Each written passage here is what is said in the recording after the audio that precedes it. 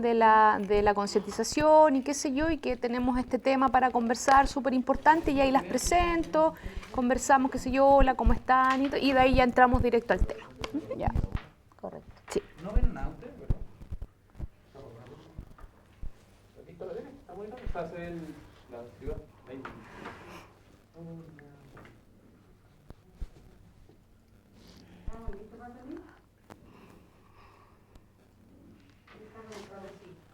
Ya, estamos saliendo con esa imagen. Okay. Ahora en Facebook. En Facebook, ¿sí? Le vamos a dar unos 2 minutos o 1 minuto para que salgamos al aire. Ya. Va a comenzar Angélica. ¿Quién es Karen? Yo. Ya, perfecto. Doctora es Volarich Sí. y Sirpel, tal Sirpel, cual. sí. Perfecto. Va a salir con Angélica. Lo van a ver en pantalla. Luego vamos pasando después a quién van a presentar o quién va a seguir hablando. Las presento, las saludo una a una, y de ahí de nuevo retomo yo y ya entramos directo al tema. Ya, a las preguntas y todo lo Sí, Ya, exacto. perfecto. Muy importante despedirnos. Sí. Cuando, muchas gracias, un saludo, y si pueden hacer gestos para que sea como más agradable o como más... Oye, ¿se está traduciendo? ¿Cómo traduciendo? A mí me parece. Es porque estoy con la cuestión subtítulos.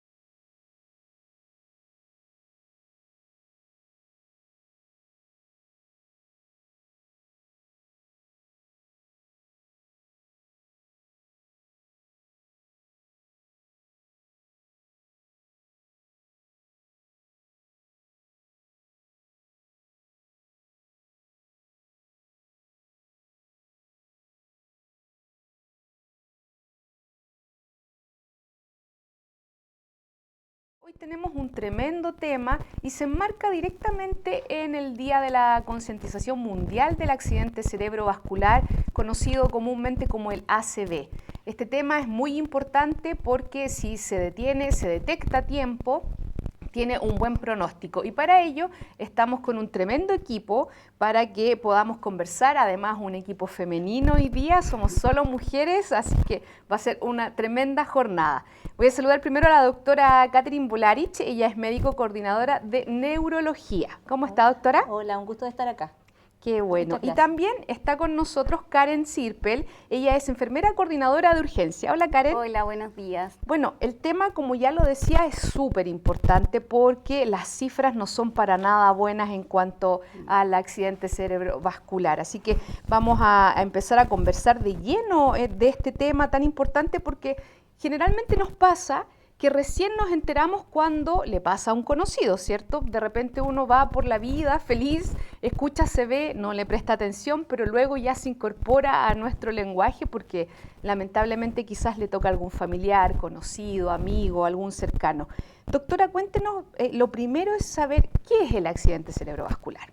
Mira, el accidente cerebrovascular es un cuadro clínico de inicio brusco, súbito, ¿ya? En el cual se pierde una función neurológica, que la vamos a describir más adelante, pero básicamente puede ser habla, puede ser una función motora, sensitiva del cuerpo, debido a la obstrucción de un vaso sanguíneo o a la rotura de este mismo. Entonces, hacer énfasis de que el accidente cerebrovascular es un cuadro brusco, ¿ya? No es un cuadro que va aumentando en días. Correcto.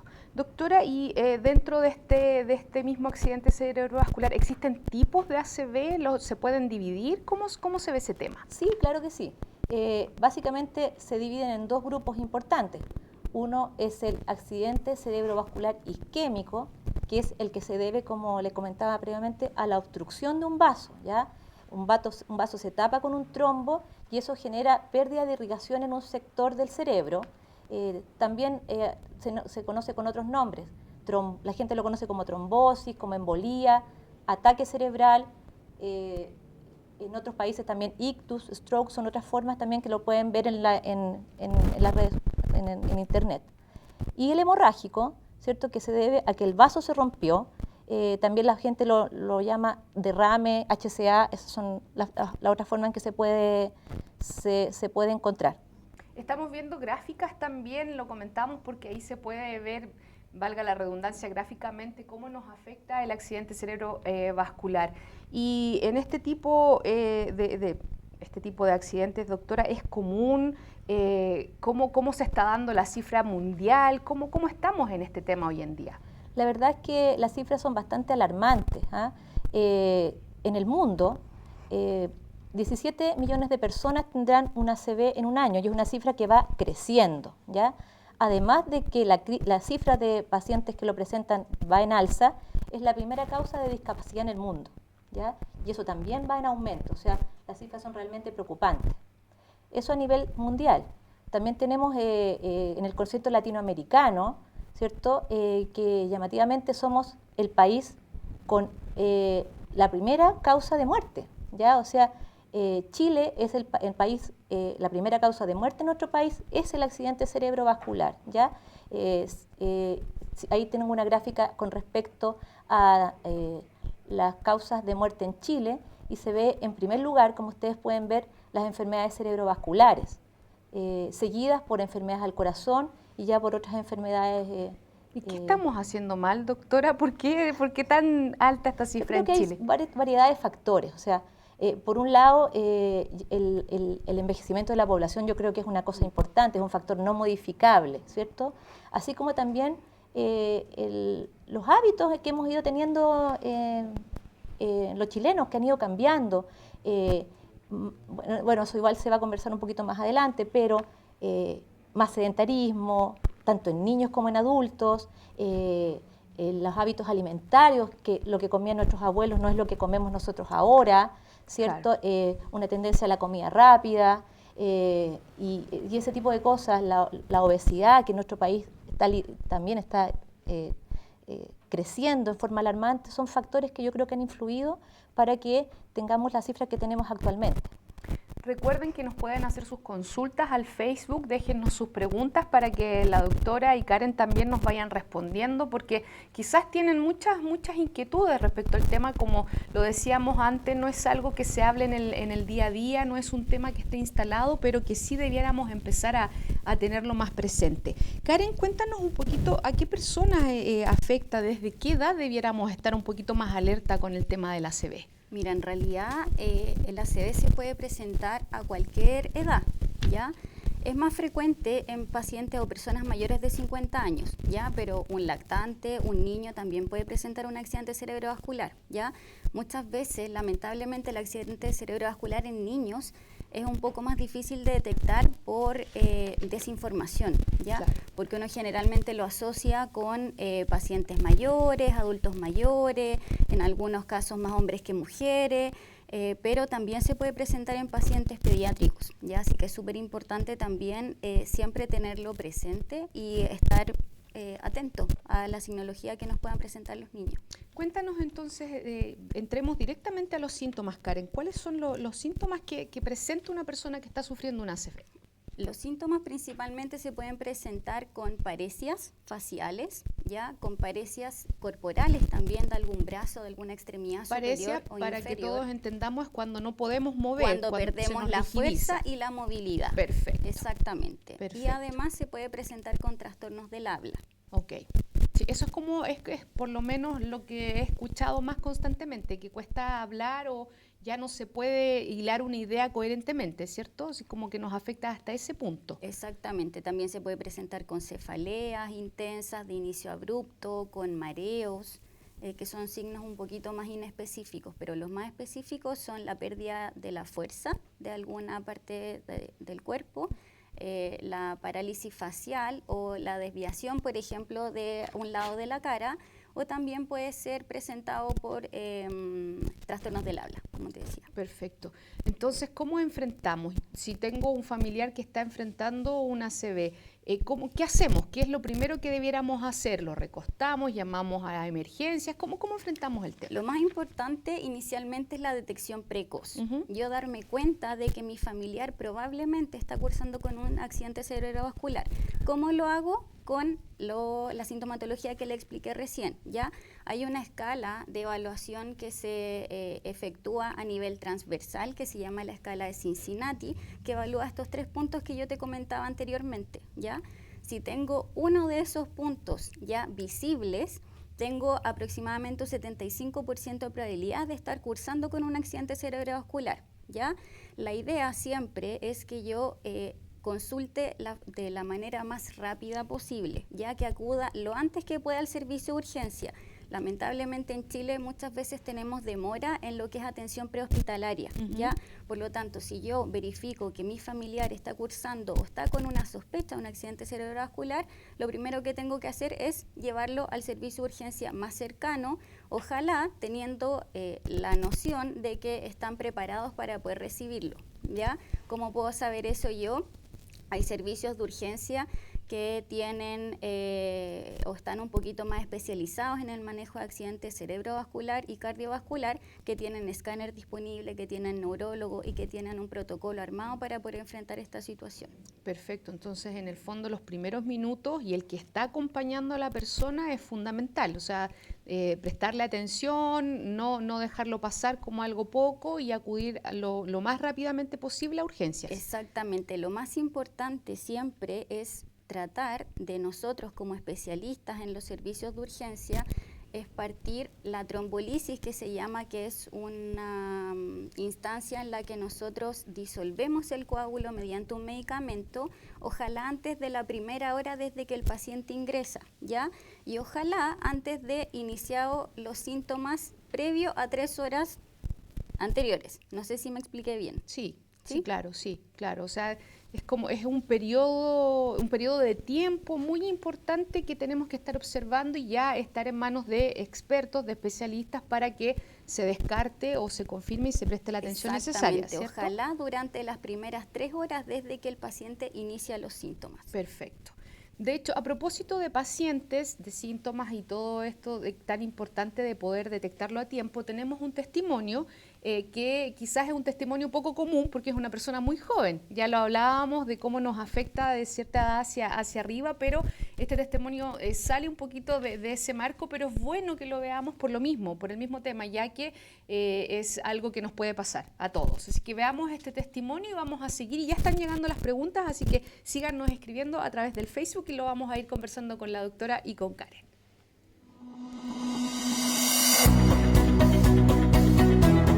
Hola, soy Ariel. Tuve un accidente cerebrovascular y lo superé en Clínica UBA Santiago. Un día en la mañana entré al baño, tomamos desayuno con mi señora, entré al baño y no me sentí mal, no vino ni un dolor a la cabeza y me desplomé en el baño.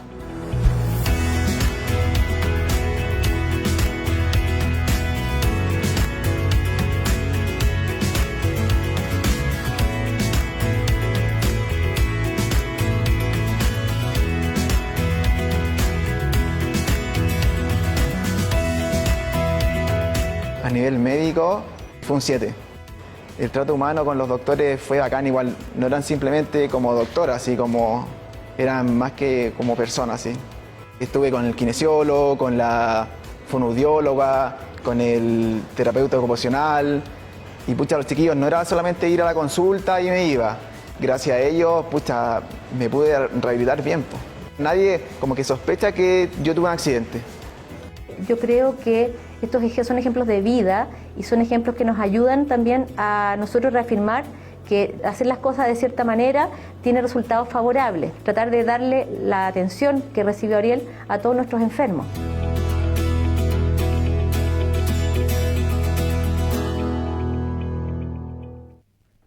Qué Qué importante entonces, ¿no? Esto del tiempo, de reconocer los síntomas, doctora, porque este es un caso, ya lo decíamos, atípico, una persona joven, profesor de educación física, o sea, fuera de cualquier canon que podría presentar una persona de riesgo.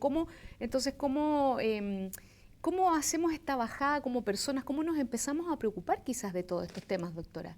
Yo creo que lo importante es decir que cualquiera puede presentar un accidente cerebrovascular.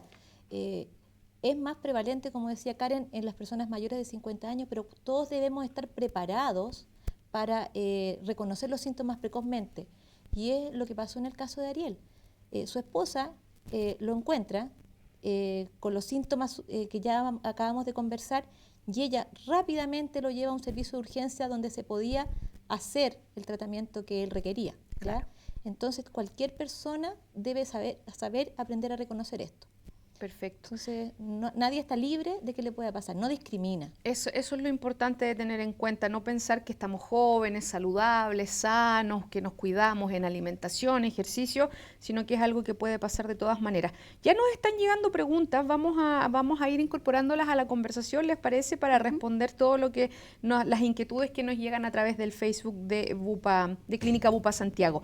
Pame Allendez nos pregunta, por el tema de la pandemia, donde muchos estamos con el teletrabajo, el estar tantas horas sentadas frente a una pantalla y con alto nivel de estrés, ¿se puede dar algún tipo de problema cerebrovascular? Mira, el estrés es un factor de riesgo de ACV. O sea, efectivamente, la conexión permanente a pantallas y el estar tanto tiempo también sentado en cierta posición es un factor, ¿ya? Pero eso también complementado con otras cosas. O sea, eso además complementado con la poca frecuencia de controles que se hace la gente por haber estado en pandemia, yo creo que es un factor también que influye. Claro, ¿ya? sí. En el fondo, sí, el estrés hay que reducirlo y es uno de los factores que uno hace para poder prevenir el ACV. Claro, y tener mucho cuidado de que no se junte con otro tipo de preexistencia, quizás. Claro, que no... junto a otros factores como Claro. la hipertensión, como diabetes sin control, como estar tan sentado, sedentario, aumento de peso, ¿cierto? Eso son factores que se van juntando y pueden generar un evento. Claro, y eso mismo, doctora, ese es un tremendo punto porque ya sabemos que aumentó mucho el peso de la población producto de la pandemia. Todos subimos un par de kilos, lo reconozco también, por lo mismo, estábamos en la casa, más ansiosos, más estresados. Ahora que ya podemos salir quizás con un poquito más de libertad, ¿sería bueno que nos hiciéramos un chequeo ahora ya de cómo están nuestros niveles? Sí, de todas maneras. O sea, dentro de los factores que podemos hacer para poder prevenir un accidente cerebrovascular, uno es hacerse un chequeo médico, toda persona, ¿ya?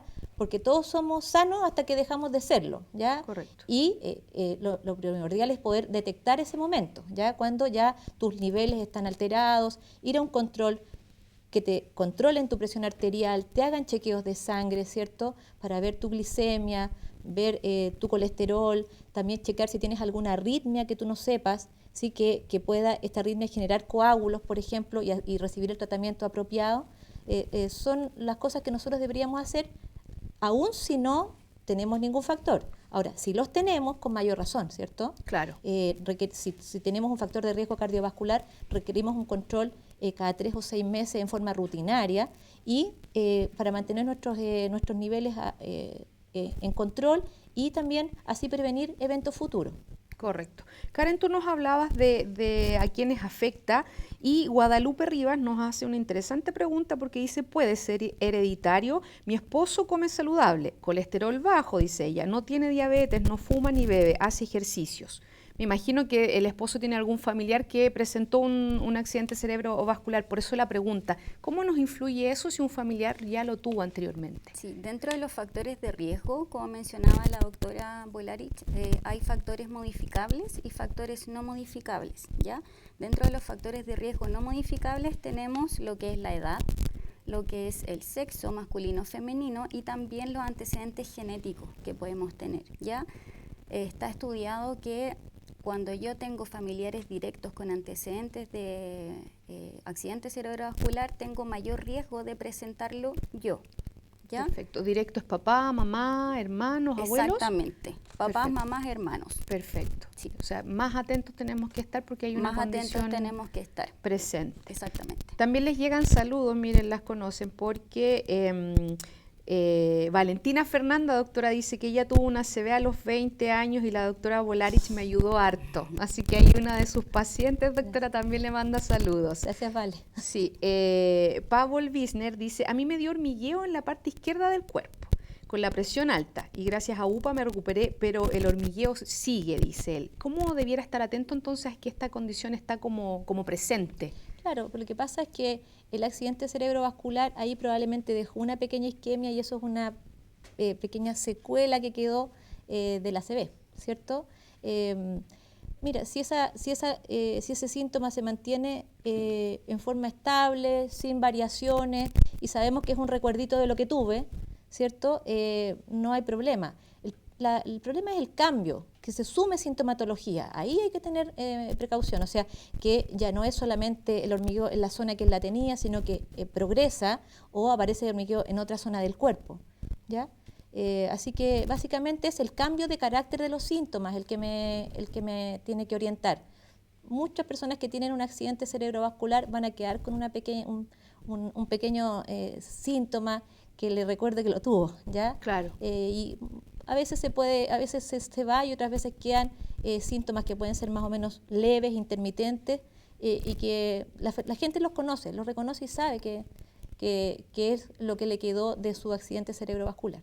Correcto. Karen, como hablábamos de los factores de riesgo y de estos síntomas a los que debemos estar alerta, ¿existen alguna ocasión donde esto ha sido asintomático, que no hayamos presentado ninguno de los factores que tú antes mencionabas?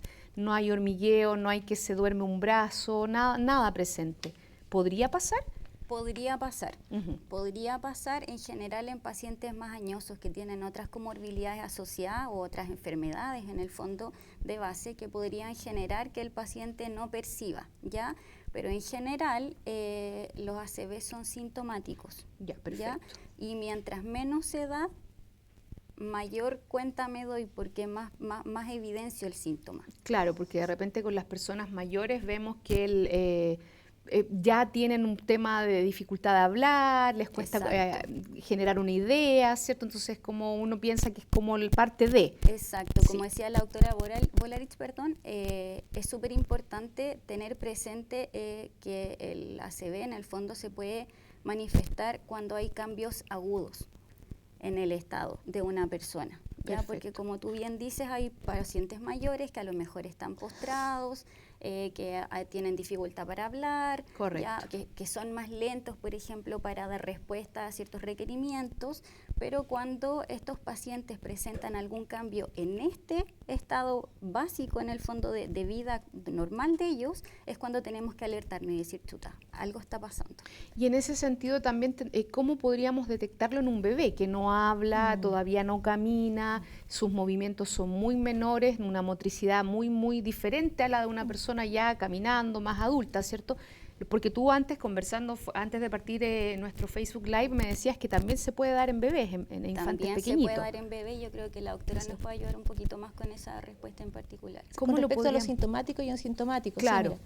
Sí, mira, es muy infrecuente que un accidente cerebrovascular sea asintomático, pero hemos visto casos en los que en el fondo el paciente llega por otro síntoma, ya sea a la urgencia o a la consulta, tú por un síntoma totalmente distinto, le haces un examen, ¿cierto? Un escáner, una resonancia, y te encuentras con un accidente cerebrovascular que la persona nunca se enteró que lo tenía, ¿ya? Correcto. Eso sucede, no es tan frecuente, pero uno lo ve con cierta frecuencia tanto en la consulta ambulatoria como en la urgencia, ¿ya?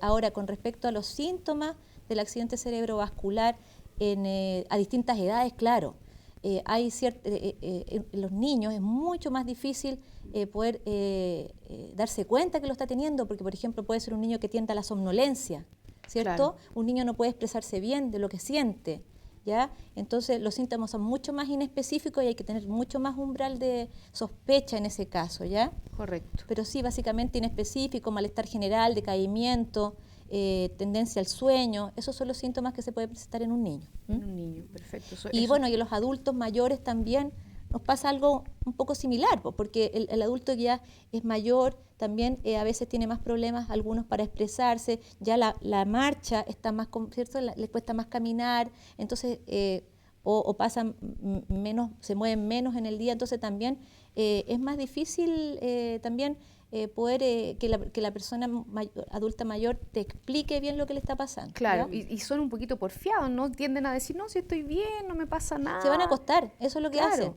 claro. ¿Ya? Dicen, no, me siento extraño, me siento algo en la cara extraño y voy a ir a tomar una siesta. Esa es la... y claro, y van a la siesta y cuando despiertan de la siesta ya están con los síntomas totalmente establecidos. Correcto. ¿Ya? Entonces, por favor, si tienen un familiar que siente débil una mano, hormiguea un brazo o habla extraño, no lo lleven a dormir siesta, llévelo a una urgencia. ¿ya? Claro. Ese es como un mensaje importante. Y eso es súper bueno el punto que dio, doctora. Entonces tendríamos que estar súper atentos tanto en adultos mayores como niños, porque un niño no debiera sentir esta somnolencia. Sabemos la cantidad de energía que tienen en el día, entonces si lo vemos medio somnoliento es como para estar alerta de... Uno conoce a sus hijos, Exacto, ¿cierto? Uno claro. sabe que un hijo que no se quiere levantar a jugar, algo le está pasando. Correcto. Un hijo que busca estar durmiendo, eso es extraño, ¿cierto? Sí. Que un niño le duele en forma brusca la cabeza, también es algo inhabitual. O sea, si un niño tiene un dolor de cabeza que es brusco, como intenso, de máxima intensidad, como un rayo en la cabeza, que de un segundo a otro te empieza a decir que le duele la cabeza, que no es cualquier dolor de cabeza, un dolor intenso y súbito en su inicio, tú tienes que llevarlo a lo que lo evalúen en un servicio de urgencia, eso no es normal. ¿ya? Correcto. Nos siguen llegando preguntas y, por ejemplo, nos pregunta Pablo, estimadas, ¿la tecnología nos afecta? ¿Celulares, pantallas, wifi? Mira, eso es algo que está todavía, se sospecha que sí, pero no hay una evidencia científica que lo demuestre, en verdad, ¿ya? Yo creo que falta tiempo todavía, años, para poder dar una respuesta a eso, ¿ya? Porque me imagino que esto es acumulativo, ¿cierto? O Claro. sea, si, por ejemplo, la generación que partió casi desde niño con estos aparatos, en la adultez podríamos tener una conclusión, ¿no? Mira, con respecto a eso, ha habido algunos estudios que han relacionado el uso intensivo del celular con tumores, por ejemplo, de la área interna del oído y cerebrales en la zona temporal, ¿ya? Correcto. Pero son estudios que no son observacionales y no dan para dar una respuesta categórica en respecto a eso, ¿ya? María, Pero sí, se está estudiando, se está viendo, sí, claro. el exceso de, básicamente lo que yo he visto es de celular, ¿ya? Correcto. De uso de celular, sí podría traer asociación a algunos tumores, pero es algo que todavía no hay una evidencia científica categórica. María Teresa Contreras nos pregunta, ¿cefaleas reiteradas puede avisar algo sobre ACV? Sí hay, no es lo habitual. Lo habitual es lo que yo les acabo de comentar, que es una cefalea que no es cualquier dolor de cabeza, ¿ya? Es un dolor de cabeza, cuando uno piensa que es un accidente vascular hemorrágico, como lo comentamos antes, no es cualquier dolor, es un dolor intenso, un rayo sobre la cabeza, el peor de la vida, 10 de 10. Si 10 es lo máximo para mí, 10 es el dolor. Perfecto. Ese es el que más frecuentemente te avisa de que pudieras estar cursando un accidente vascular hemorrágico, tanto en el tejido cerebral como la rotura de un aneurisma, ¿ya? Que es el otro cuadro, que también se puede, que está dentro de los ACV hemorrágicos. Correcto. ¿Ya? La cefalea recurrente, hay algún par de cuadros muy infrecuentes que podrían presentarse con cefaleas bruscas recurrentes. Pero si estamos hablando de cefaleas recurrentes que son habituales en la vida, que los ha presentado desde su juventud, ahí estamos hablando de cefaleas más bien primarias, que son la inmensa mayoría de los dolores de cabeza. O sea, de todos los dolores de cabeza, el 95% corresponden a cuadros no vasculares. O sea, son migrañas, cefaleas tensionales, ese tipo de cuadros. Solamente un porcentaje muy chiquitito corresponden a un accidente vascular. Y las cefaleas primarias también tienen tratamiento, o sea, recibiendo un tratamiento apropiado, uno puede tener un bastante alivio de esos dolores. Correcto. Bueno, ahí también le aprovechábamos entonces de contestar a Patricia Gómez, que también nos preguntaba por lo mismo, la manera de diferenciar entre jaqueca y ya tener un accidente cerebrovascular. Sí. Entonces es eso, el dolor de cabeza de la jaqueca, y todos los que somos o hemos sido jaquecosos sabemos que es un dolor que parte entre los 15 y los 20 años. Claro. Es un dolor que tiene cierta periodicidad y características típicas, ¿cierto? O sea, en el fondo es un dolor de cabeza que es pulsátil, que te molesta la luz, que te molestan los ruidos, ¿cierto? Y que tiene cierta frecuencia en el mes, ¿cierto? Y que en general las personas los pueden manejar con analgesia habitual. Correcto. ¿Ya? Sí. Y eso es muy distinto a lo que acabamos de conversar, que es un dolor con otras características, ¿cierto? Súbitas, intensas desde el inicio, el peor dolor de cabeza de la vida, dice la gente. Claro. Ese claro. es el que tiene que hacerme sospechar. Exacto. Nos pregunta Juan Pablo Antímil también, hola, cuando no hay preexistencias, ¿cada cuánto tiempo es necesario realizarme los chequeos médicos? Depende un poco de la edad, pero en general una vez al año. Ya, eso ¿Ya? es lo recomendable para todos. Claro, Sí. un control anual.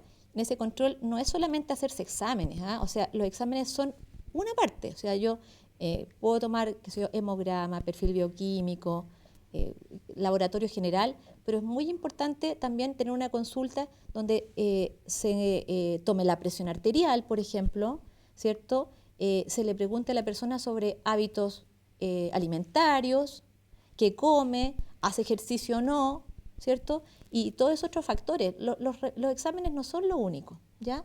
Tiene que ser una consulta que puede ser con médico o enfermera. Correcto. Eso les Cualquiera iba a de las personas preguntar está también. capacitada para hacer, los dos profesionales pueden hacer un buen control de salud, ¿ya? Y detectar en ese minuto si hay algún factor del cual yo me tengo que proteger y cuidar, Correcto, ¿ya? claro. Así que una vez al año para los que son que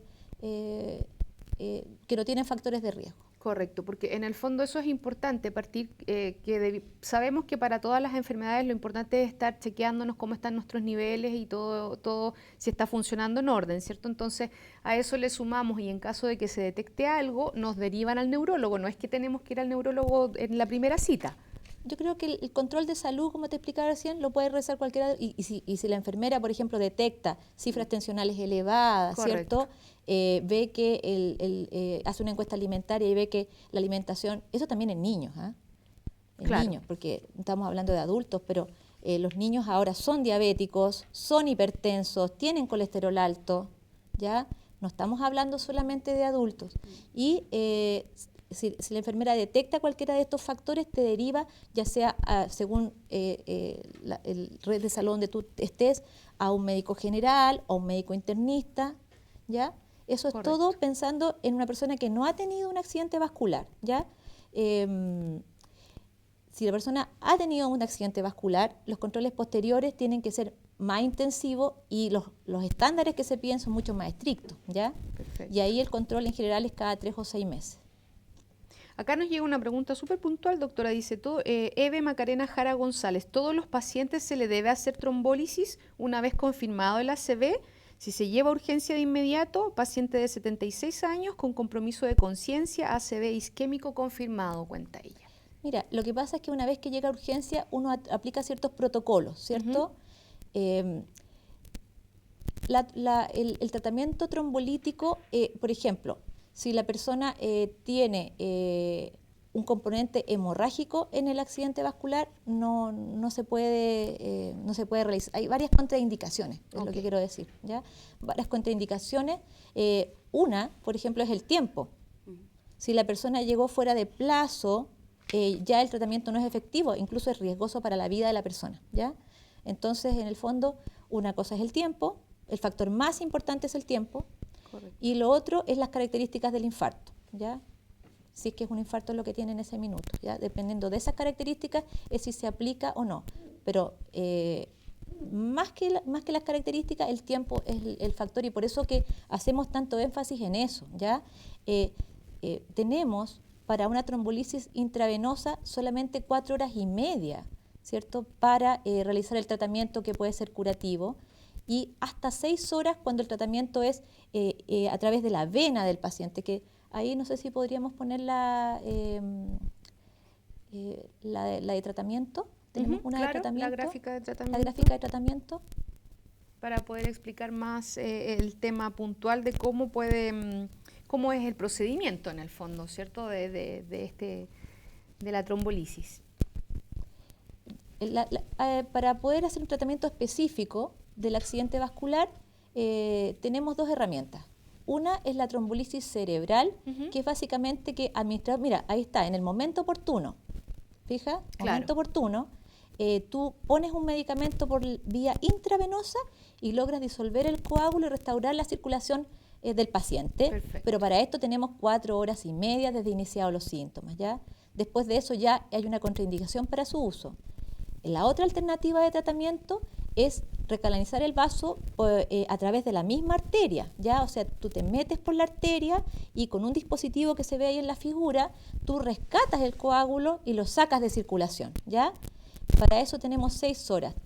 Ese tratamiento, ¿cierto?, sirve para vasos grandes, más grandes. El otro, si es un vaso muy chiquitito, ese dispositivo no es capaz de llegar, ¿ya? Ese es solamente para troncos vasculares altos, gruesos. Perfecto. Porque en el fondo los vasitos pequeños, el aparato en sí no alcanza a llegar tan distal en la circulación. Entonces uno, en base al tiempo y el tiempo y las características del infarto, uno decide si da un tratamiento u otro, ¿ya? Perfecto. Hay complicaciones, por ejemplo, hay tratamientos que tiene el paciente también que pueden influir en si uno decide o no hacer este tratamiento, que tiene que ver con el tratamiento anticoagulante. O sea, si este medicamento que nosotros ponemos es un medicamento para disolver coágulos, pero si a su vez el paciente tiene un tratamiento anticoagulante porque tiene alguna arritmia, esa es una contraindicación en muchos casos para poder hacerlo, porque ahí aumentas el riesgo de sangrado. Correcto, claro. Estamos conversando de accidente cerebrovascular con la doctora Catherine Volarich, médico coordinador de neurología, y con la enfermera coordinadora de urgencia Karen Sirpel. Ya hemos hablado montones de cómo detectar síntomas, vamos a entrar puntualmente ya con lo que explicaba la doctora de acuerdo a nuestras preguntas, el tratamiento. ¿Cómo enfrentamos entonces? Ya pensemos que se recibió una persona, ya está ok, ya estabilizada. ¿Cómo seguimos después de haber sufrido un accidente cerebrovascular? Lo más importante, yo creo que después del tratamiento agudo del accidente cerebrovascular es partir de forma precoz con la rehabilitación. Ya como lo conversábamos al principio, mientras antes logremos disolver este coágulo, mejor pronóstico va a tener el paciente. Claro. Eso quiere decir que lo más probable es que mientras antes se realice el tratamiento, menos secuelas va a tener a posterior, ¿ya? Y gran parte del tratamiento después de la fase aguda es la rehabilitación. De las poquitas secuelas o de las secuelas que me puedan quedar, es como tratamos de recuperar la funcionalidad de cada una de las secuelas en el fondo que se presentaron. ¿Y qué tipo de secuelas podríamos tener entonces después de un accidente cerebrovascular? Tienen que ver más que nada con los síntomas iniciales. No sé si te acuerdas que conversamos de parálisis facial, de problemas de habla, de pérdida de fuerza en algunas de las extremidades. Esos son los síntomas mayoritariamente que yo podría tener secuelados después, ¿ya? Claro. Déficit del habla, déficit de la deglución para poder comer y tragar alimentos o agua, y pérdida de fuerza en las extremidades también. ¿Y qué tratamiento tendríamos que iniciar, Karen, ahí? ¿Cómo se va recuperando esa movilidad? Porque sabemos que no es algo que te queda permanente, que si tienes un buen tratamiento puedes empezar entonces a trabajar y a recuperar tu movilidad. ¿Qué debemos hacer? En general, el tratamiento que se da es bastante integral. Trabajan hartos profesionales de la salud en la rehabilitación de los pacientes post-accidente cerebrovascular. Trabajan fonoaudiólogos que nos ayudan con el trastorno de la deglución y muchas veces a volver a poder comer. Trabajan kinesiólogos con la parte motora, trabajan terapeutas ocupacionales también que integran un poco ambas fases, ya trabaja un equipo psicológico también por el daño que esto de repente le puede producir a algún paciente en el ámbito psicológico, y por supuesto siempre liderado por los neurólogos a cargo y el equipo de enfermería también, que tiene harta implicancia e importancia en el tratamiento post del paciente hospitalizado. Claro, hay varias etapas entonces post haber sufrido un accidente cerebrovascular, y como explicas tú, Karen, con los profesionales adecuados en cada área. Y doctora, ahí cómo sobre todo cuando uno quizás es joven y se me pasó, ya me vino una ACV, ya no me va a pasar de nuevo. Lo hablábamos también antes, no hay que descuidarse y hay que seguir muy ordenadito y teniendo una rutina muy ordenada. Quiero remarcar un poquito lo que dijo Karen recién con respecto a la rehabilitación, ¿ya? O sea, la rehabilitación es la mitad del tratamiento, Claro. ¿ya? Y para que una rehabilitación sea efectiva y realmente genere que el paciente pueda volver a una vida como la que tenía antes, o algo similar, o digamos a funcionalidades dentro de su potencial lo más que se pueda, esta rehabilitación tiene que ser bastante precoz. Precoz es una palabra importante. No sirve una rehabilitación un mes después del accidente vascular. Tiene que ser precoz. Al segundo día de la ACV, el paciente tiene que partir con rehabilitación.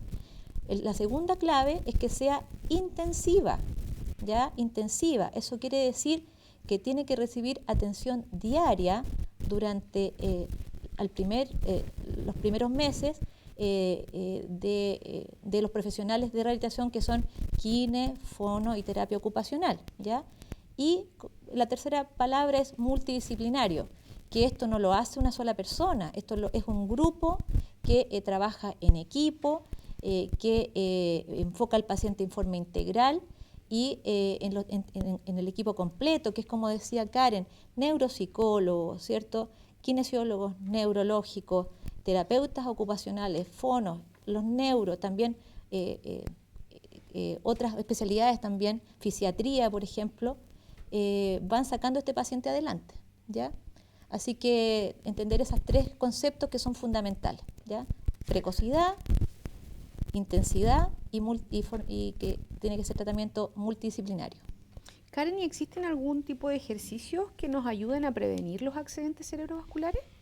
En general, el ejercicio que se prefiere como hábito de vida saludable y de actividad física preventoria para accidentes cardio y cerebrovasculares son los ejercicios, perdón, se me traba la lengua, aeróbicos. Ah, perfecto. Ya, nadar, correr, caminata rápida, la idea, andar en bicicleta, la idea siempre es, ojalá, mantener un estándar de 120 minutos de ejercicio a la semana. Perfecto. ¿Ya?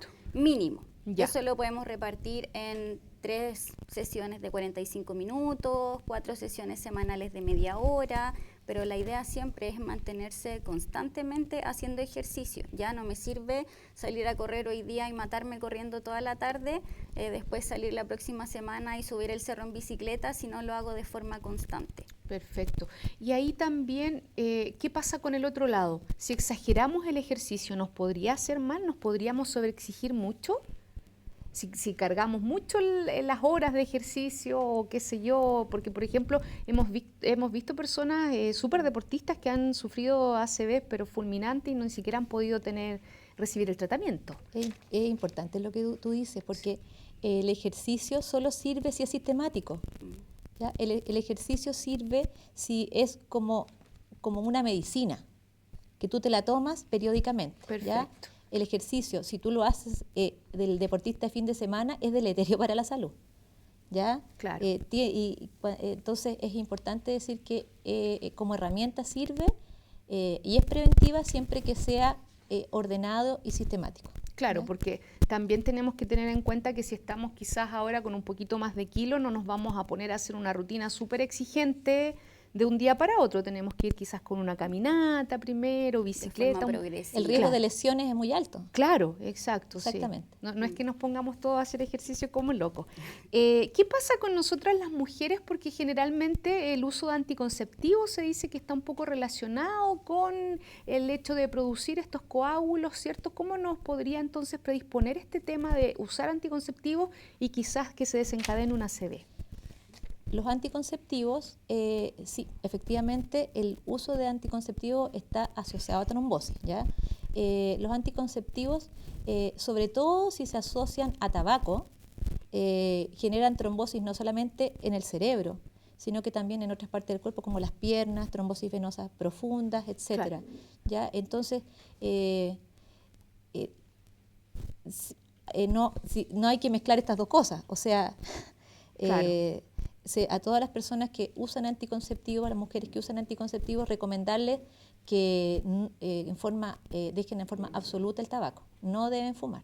Nos daría mucho más riesgo ser fumadoras y además Claro, usar anticonceptivos. Claro, ya. Claro. Si tienen que tomarlos porque lo necesitan, lo toman, pero si además fuman, eso lo tienen que cortar, ¿ya? Eso porque en el fondo son dos cosas que se potencian. Claro. Pero sí, los anticonceptivos por sí solos también tienen un componente protrombótico. Claro, y eso es también acumulativo, doctora, mientras más tiempo lo uso o también puede ir sumándose a los otros factores que hablábamos antes. Es un factor más, Ya. un factor más. Efecto acumulativo me parece que no, o sea, yo creo que es sumado a los otros factores de riesgo, pero ese particularmente con el tabaco es el que más se asocia. Claro, claro. Bueno, además de eso tenemos obesidad, sedentarismo, se nos van acumulando factores de riesgo. ¿Y qué pasa con el alcohol, aprovechando el mismo tema? Porque incluso muchas personas preguntan, porque nosotros estamos conversando en base a preguntas que son las como generales, que todo el mundo se hace para conocer el tema. ¿Qué pasa si yo ya me recuperé de una ACV? ¿Puedo incluir nuevamente en mi vida el alcohol o lo tengo que dejar de por sí? Esa es una pregunta súper frecuente. En general tendemos siempre a preguntar después de alguna enfermedad si podemos volver a fumar y podemos volver a beber alcohol. Claro. El alcohol tiene un riesgo mayor, predisponente en el fondo a accidentes cerebrovasculares, ¿ya? Hace unos años atrás se decía que beber alcohol de forma constante, 1 o 2 unidades, nos podría de alguna forma proteger de accidentes cerebrovasculares o cardiovasculares, y el año pasado se generó un estudio que desmintió la creencia que tuvimos por harto tiempo. Claro. Y que nos hace entender en el fondo que el consumo prolongado en el tiempo de alcohol aumenta el riesgo cardiovascular que puede tener cualquier persona, Claro, al igual que el tabaco. También me imagino en los excesos, en los extremos, ¿cierto? Si estamos tomando todos los días, quizás una copa el domingo, no vendría a sumarnos tanto, ¿no? Porque igual es rico el vino, no podemos negarlo, entonces no podemos dejar una copita, es difícil. Sí, no, es como un consumo prolongado en el tiempo, el que aumenta el riesgo. Perfecto.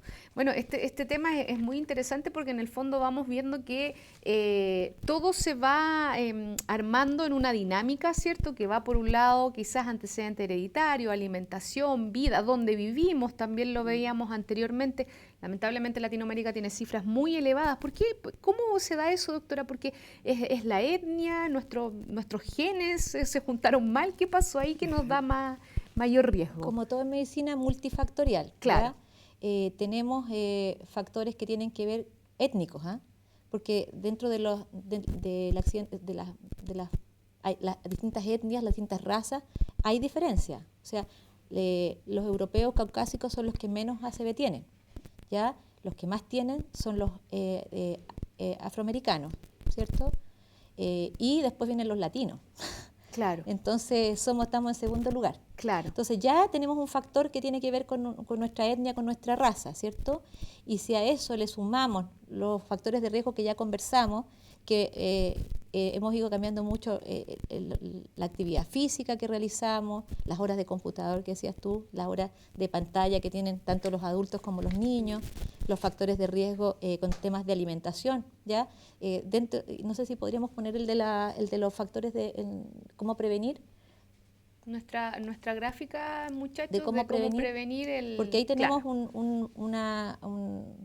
una gráfica de cómo la dieta puede influir. Claro. ¿Ya? Por y eso mismo la dieta sí influye. Claro, pero eso le iba a preguntar, doctora, porque sabemos lo beneficiosa que es la dieta mediterránea y recién usted habló de los europeos caucásicos. ¿Eso les ha ayudado entonces? Sí, es que ahí se trata de diferenciar si es la raza o la dieta. Claro. Pero es difícil, ¿cierto? Sí. Es difícil, pero sabemos que la dieta mediterránea es una dieta que nos ayuda a protegernos, ¿ya?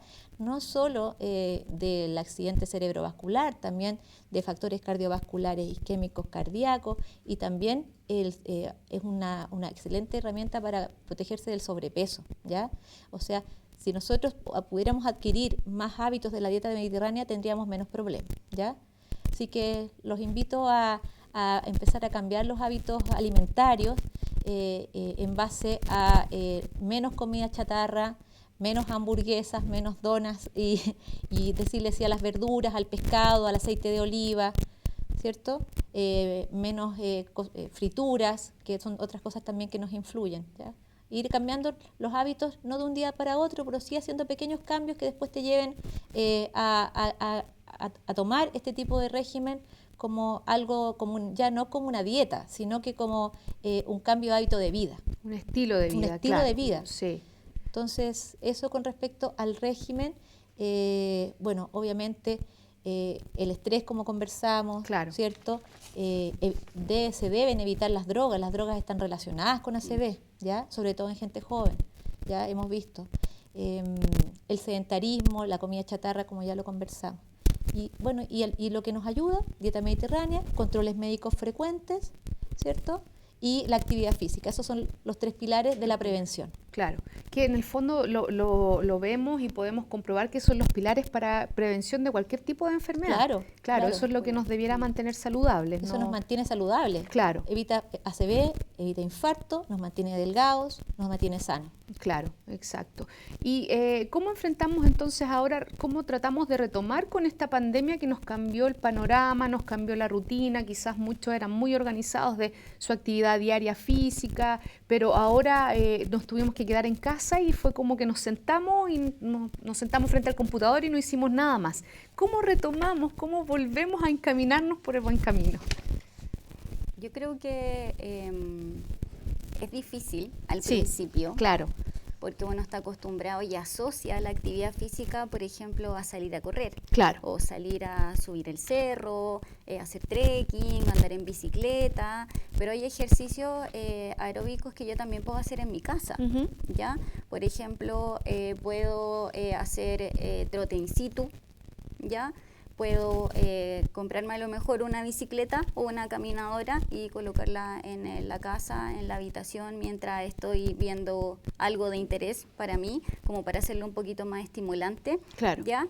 Pero hay formas en las que yo puedo, en el fondo, generar la instancia de realizar actividad física dentro del domicilio. Lo que más cuesta muchas veces es el autoconvencimiento. Claro, claro. Porque es más rico quedarse viendo tele que ponerse a lo mejor a hacer un trote in situ o estimularse un poco para poder hacer actividad física. ¿Y el baile nos ayuda, quizás un poquito de baile? Sí, el baile también, la Claro. zumba Ajá. ayuda bastante. También son ejercicios que nos ayudan en el fondo a estimular un poco el funcionamiento del sistema cardiovascular. Claro. Y hay hartos tutoriales en YouTube. Eso Si también la te iba a gente- preguntar, claro, Sí. ¿dónde podríamos asesorarnos y ver porque ya vamos empezando a enfrentar otro estilo de vida, entonces empiezan a aparecer estos tutoriales? ¿Cómo podríamos buscar información en la cual confiar respecto al tema? Hay hartos tutoriales en YouTube en el fondo que nos estimulan y nos llevan a hacer ejercicio en la casa, como bien dices tú, el baile, Claro, ¿ya? Como la zumba. sí. Hay instructoras que nos van mostrando cómo podemos o qué movimientos podemos hacer en base a ciertas canciones que son como entretenidas del momento y es eso más que nada, es autoconvencerse de que tengo que buscar la forma de cierta forma, disculpa el repetir la palabra, Claro. pero de estimularme, de retomar mi vida normal dentro de las condiciones que se pueden manejar por el momento por el COVID. Claro, porque me imagino también lo mismo que decíamos antes, esto también se va a ver a la larga, todas las consecuencias quizás que se van a reflejar en nuestro organismo por haber estado en la casa, estresados, sin actividad física, comiendo más de una cosa que de otra, o sea, muy, muy desequilibrado. Me imagino que no es algo que veamos hoy día, sino que quizás los estudios van a empezar a salir más adelante respecto de cómo nos afectó el confinamiento, ¿no? Sí, los estudios sí, pero lo hemos visto. Sí. Ya desde que empezó la fase aguda de la pandemia y terminó la fase aguda, aumentó bastante el número de accidentes cerebrovasculares, por lo menos en nuestro servicio de urgencia. Claro, claro. Bueno, como lo decía la doctora antes, el estrés sumado a todos los otros Exactamente. factores, Y claro. el poco control de las enfermedades de base, y etcétera, etcétera. Claro, eso se nos sumó todo en general, como una mala combinación de cosas. Exacto. Así es. Ya se nos va acabando el tiempo de esta tremenda conversación, entretenida por lo demás también, para poder incorporar estos datos, estos conocimientos a nuestra rutina y ver cómo podemos mejorar nuestra rutina diaria, ¿cierto? Cómo podemos mejorar nuestro día a día y enfrentar y prevenir en el fondo los accidentes cerebrovasculares. Algo que les gustaría redondear, algo que se nos pasó, algo que hay que reforzar y no olvidar, no sé cómo lo podríamos ir viendo. Yo creo que si hay una idea central en lo que acabamos de conversar es, por favor, si tienen un familiar, cualquier familiar de ustedes, que ustedes presencian cualquiera de estos síntomas que acabamos de conversar, trastorno del habla, pérdida de fuerza de un lado del cuerpo, caída de la cara, ¿cierto? Trastorno de la sensibilidad de un lado del cuerpo también, o una cefalea súbita, como la conversamos anteriormente, ocurra de inmediato, no espere que venga otro familiar a buscarlo, tome a su familiar y tráigalo de inmediato a un centro que pueda resolver su problema. ¿Ya? Los centros que están habilitados para resolver estos problemas no son los de atención primaria, son los centros terciarios de salud. ¿Ya? O sea, no vayamos a donde me controla, a la consulta médica por esto, no vayamos a una atención primaria de urgencia, ¿cierto? Tenemos que ir a un centro terciario donde estén las condiciones con las cuales ustedes le puedan resolver el problema. ¿Ya? Debe tener escáner, debe tener los especialistas apropiados para poder hacer los tratamientos que acabamos de comentar. ¿Y qué le sumamos entonces, Karen, desde el tema de recomendaciones, ejercicio, la actividad, la alimentación? ¿Qué le puedes sumar tú a la prevención del accidente cerebrovascular? Es un poco preocuparme de mí, preocuparme de mi familia. Es difícil, sobre todo en el tiempo en el que estamos viviendo. Muchas veces priorizar en el fondo, hacer un poquito de actividad física, empezar a alimentarme mejor, pero sobre todo en estos tiempos en los que estamos de alguna forma más obligados a mantener una vida sedentaria, más obligados a comer McDonald's, papa frita, tenemos que procesarlo, tenemos que priorizar que hay cosas que podemos comer en el fondo poco y otras que debemos que consumir más habitualmente, como lo decía la doctora, la fruta, la verdura, las proteínas, ¿ya? Y incentivar a mi familia a comer mejor, a alimentarme mejor, a hacer más actividad física y a controlarme, a estar siempre atento.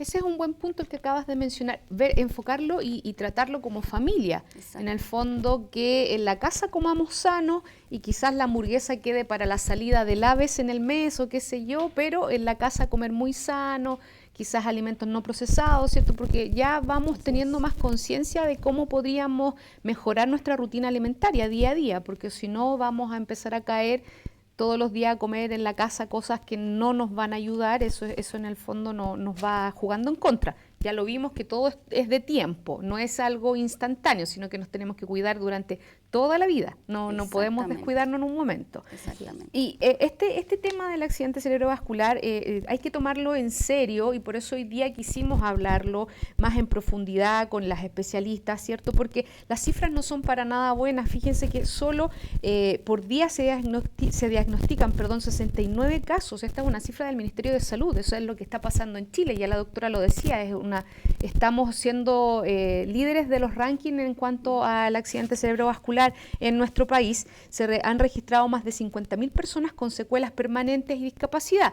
También lo que mencionaba Karen, cómo enfrentar el post y lo mismo que decía la doctora, que en el fondo, si no lo tomamos de inmediato, esto puede ser un daño a la larga y permanente, ¿cierto, doctora? Así es. Así es. Claro, esos son los datos que tenemos que entonces mantener en nuestra rutina y pensar y entrar en la dinámica de cuidarnos, porque eso es lo más importante, el cuidado, el autocuidado, y así también empezamos a contagiar al vecino, al amigo. Uy, te ves más delgada, te ves súper bien, entonces no, es que estoy comiendo sano. Entonces empieza como una cadena de...